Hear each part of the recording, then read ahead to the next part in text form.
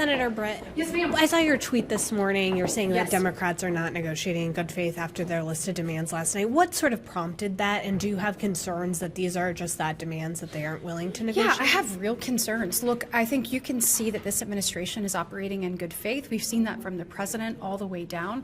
I mean, the president reaching out to Governor Walz, reaching out to the mayor. We've seen, obviously, the secretary deploy body cameras. We've seen Tom Homan come in and say, we're drawing down the number of people here where we have cooperation.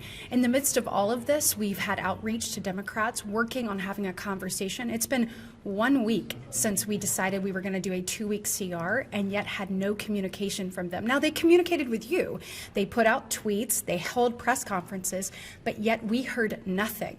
And so last night, even after our attempts to have that conversation, we then yet once again see a list of demands grow from 3 to 10 without any communication. Look, that's not the way good faith negotiations begin or end. And I am hopeful that my Democratic friends who actually want to see an outcome, who want to see our law enforcement supported, who want to see our communities safer, and who want to see DHS, the Department of Homeland Security, actually be funded, because in that is everything from Coast Guard to TSA to Secret Service to, importantly, FEMA.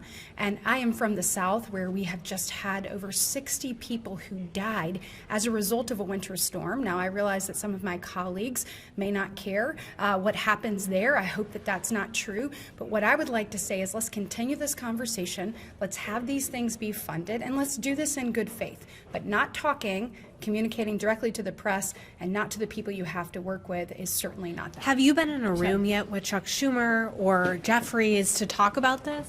That's exactly what should happen. We should be having these. But you have not done that yet? We've attempted to. We've tried, and the only thing that we have heard is, through press conferences and demands listed on Twitter.